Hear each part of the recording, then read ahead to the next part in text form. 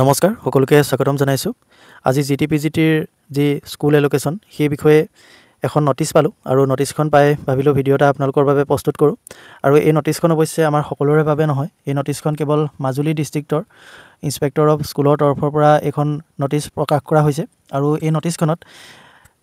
এটা কথা উল্লেখ কৰা হৈছে যে কেতিয়াৰ পৰা স্কুল এলোকেশনৰ যিখন আমাৰ লিষ্ট সেইখন প্ৰকাশ কৰিব হেতু এই নটিচখনৰ জৰিয়তে প্ৰকাশ কৰিছে আৰু নটিচখন কেনে ধৰণৰ মই এবাৰ পঢ়ি দিছো আপোনালোকে শুনি ল'ব in pursuance of the standard operating procedure SOP vide নং dated 30/10/2025 and as per the resolution of the district level committee Majuli, it is hereby informed that the distribution of place of posting orders for postgraduate and graduate teacher for provincialized school under the Inspector of School MDC Majuli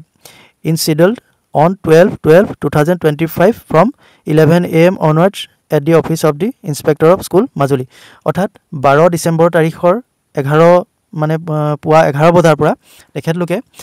এই যি place of পোষ্টিঙৰ যি order স্কুলৰ সেইখিনি তেওঁলোকে প্ৰদান কৰিব মানে আমাৰ এখন আকৌ এপইণ্টমেণ্ট অৰ্ডাৰ আমি লাভ কৰিম যিখনত আমাৰ স্কুলৰ নাম উল্লেখ থাকিব আৰু অবভিয়াছলি আমাক এখন তেনেকুৱা ফৰ্মেল এখন অৰ্ডাৰ লাগিবই যিখন লৈ পেলাই আমি সেই নিৰ্দিষ্ট স্কুলখনত জয়েন কৰিবলৈ যাম কাৰণ আমাৰ যদি তেনেকুৱা একো এখন কাগজ নাথাকে তেনেহলে আমি সেই স্কুলখনত ফৰ্মেলি আমি কেতিয়াও জয়েন কৰিবগৈ নোৱাৰো আৰু আগত যেটো প্ৰচিডিউৰ আছিল জয়েনিঙৰ মানে এপইণ্টমেণ্ট লেটাৰ দিওতে তাতে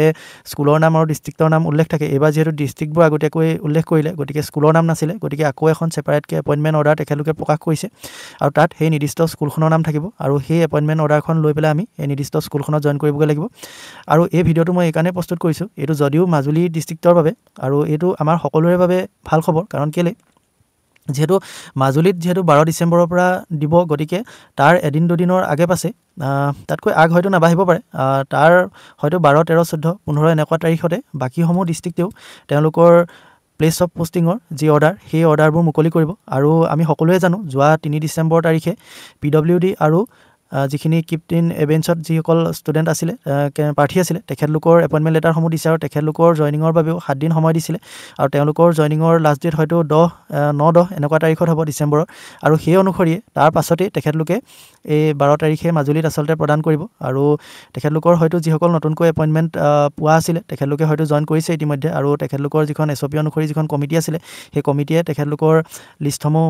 প্ৰকাশ কৰিছে আৰু প্ৰিপেয়াৰ কৰিছে আৰু সেই অনুসৰি তেখেতলোকে প্লেস অফ পোষ্টিঙৰ যি অৰ্ডাৰ হেতু দিব সকলো প্ৰাৰ্থীকে তেখেতলোকে IS অফিচলৈ মাতি পেলাই সেইখিনিত প্ৰদান কৰিব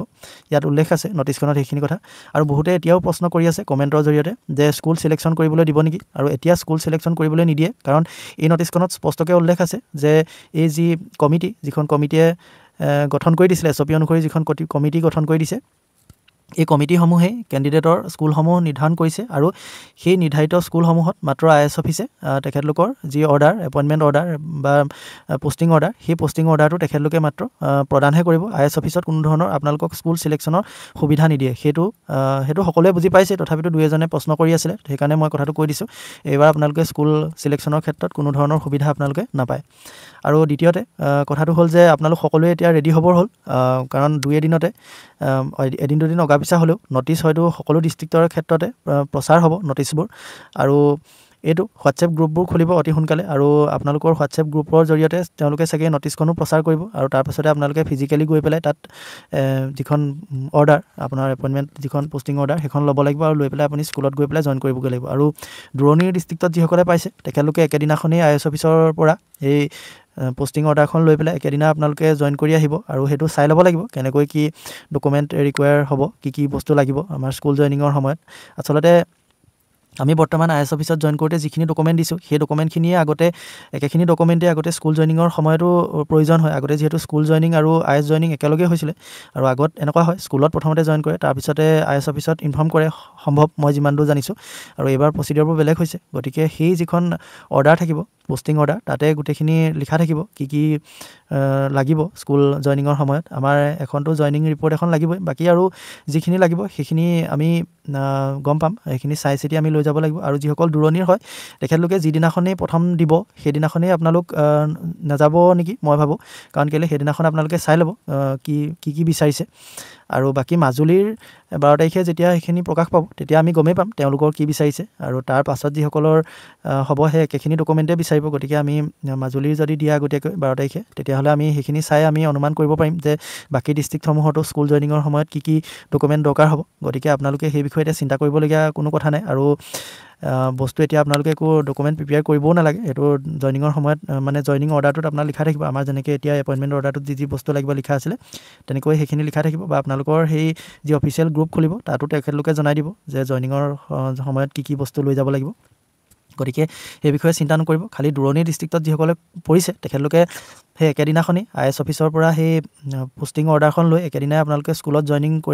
কৰি থৈ আহিব আচলতে তেতিয়া আপোনালোকে সেই একেদিনাখনেই স্কুলত জইন কৰি একেবাৰে ওচৰতে ক'ত সুবিধা হয় আপোনালোকে ভাড়াঘৰ বা ৰুম তেনেকৈও ঠিক কৰি থৈ আহিব পাৰিব আৰু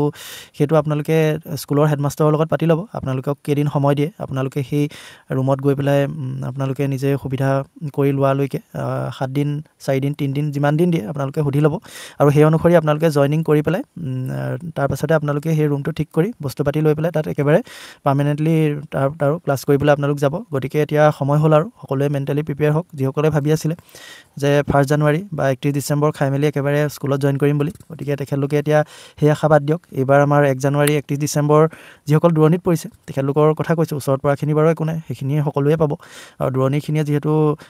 বন্ধ নাই 31 ডিচেম্বৰ বা 1 জানুৱাৰীততো কোনো তেনেকুৱা বন্ধ নাথাকে গতিকে এইবাৰ আপোনালোকৰ সেইটো প্ৰগ্ৰেম কেঞ্চেল হ'ব কাৰণ আপোনালোকেতো আৰু স্কুল ছুটি লৈ পেলাই 31 ডিচেম্বৰ 1 জানুৱাৰী পাতিবলৈ ঘৰলৈ আহিব নোৱাৰে গতিকে এইবাৰ মাঘৰ বিহুটোৱে সকলোৱে উদযাপন কৰিব লাগিব যিসকল দূৰণিত পৰিছে কাৰণ মাঘৰ বিহুত মই চাইছিলোঁ 2 দিন বন্ধ আছে